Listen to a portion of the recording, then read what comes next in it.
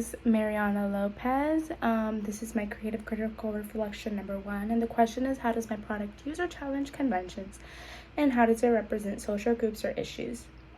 My product, or in my case my film opening, uses conventions mostly through camera angles, movement, dialogue, editing, sound, and especially color.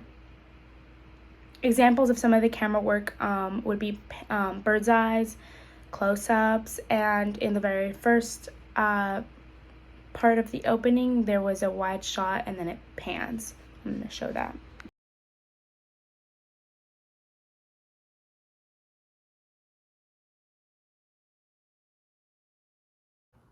Our opening also challenges certain conventions purely because of the way that it starts.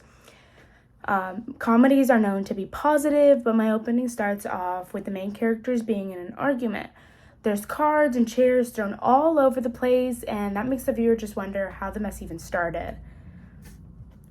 The opening does include some off-color humor, such as the insults aimed at the characters. The actions of the characters, too, is what makes our opening so humorous.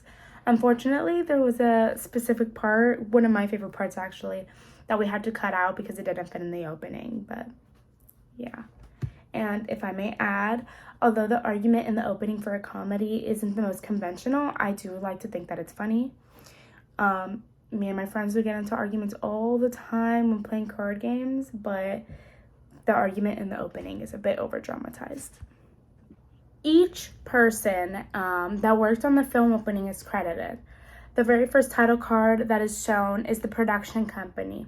Our production company is called Hunter Productions, and the logo of the company is the head of a dog, who coincidentally is also named Hunter. Then a little later in the opening, credits are displayed at the bottom of the picture. Actors, cameraman, editor, producer, and music supervisor are all credited. I was credited as an actress, and I was also the producer. Anyways, the last title card that is shown is the title, which is Uno Out. It is displayed at the end of our opening in a font called Cabin Font. Cabin Font, we found that it was very similar to the original Uno card game font, and that is why we chose it. After the title of our film is shown, the director is credited. I'm gonna show how our title is displayed.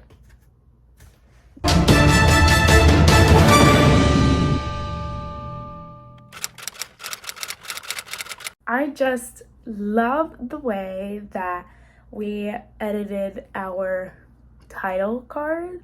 It came out so good, and I love it so much. Anyways, so there is a bit of music and sound effects. Of course, there's music and sound effects in our film opening, and specifically the music that is heard towards the end of the opening, it's all non-diegetic, and it is there's music that we took from the Uno 2017 full music album. Specifically, the song is called Online Main Menu, and then from that music it transitions very swiftly, very smoothly to a dramatic sound effect or little tune, and I'm gonna show that.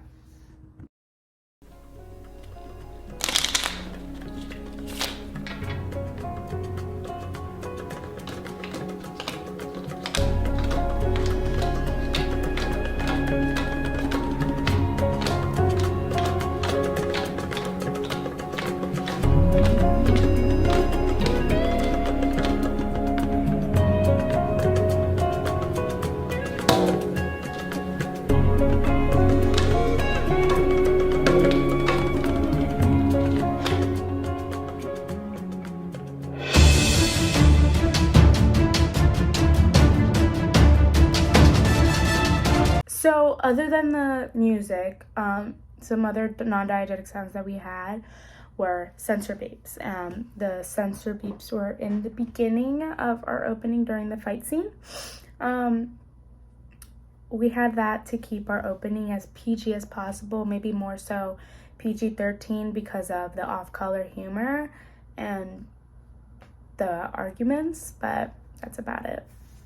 Moving on to diegetic sounds, because there were a few. Some examples of diegetic sounds in our opening would be the doorbell, the knocking, the crying sobs from the person in the corner, aka that was me, and especially the card shuffling. Another way, a big way that we showed conventions was through color. Color was a vital part of our opening, and it was more so for the characters and their stereotypes. There are 4 main colors in the Uno card game, and there's red, blue, yellow, and green. Each character was assigned one color that represented them. First off, we have Eden. Eden is the one in the red top. She's the first character that is initially seen in the opening. She is this hothead, angry character. She's also one of the more humorous ones. Back when I said that we had to delete a very funny scene, one of my favorites, it was one of hers. And I'm sure that if this was a full-length film, her jokes would be the funniest. But once again, she is the type to get mad and also someone to run away from situations that upset her. Then we have Mary. I played Mary. She's the one in the blue dress. Mary is a much softer character. She is the type to dislike negativity and gets like very emotional. She is the one sobbing in the corner. And she's the type to try to keep everyone grounded and not have things get so explosive. But in the end, she does fail in trying. Susan is yellow. She's the yellow character. She's this happy, calm character. She's definitely the more laid back one of the group. She's not too much of a person to talk a lot, and that's just the way Susan is. And then we have Catherine, or Cat for short, is what the characters call her. Cat is one of those meaner, a little bit more of a pessimistic character, and she's the type to stand by her opinions and prove herself right. She's also the type to have no energy.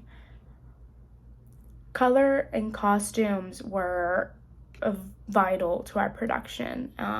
And more so for the character stereotypes, it was one of the best ways that we could communicate the characters' personalities and such.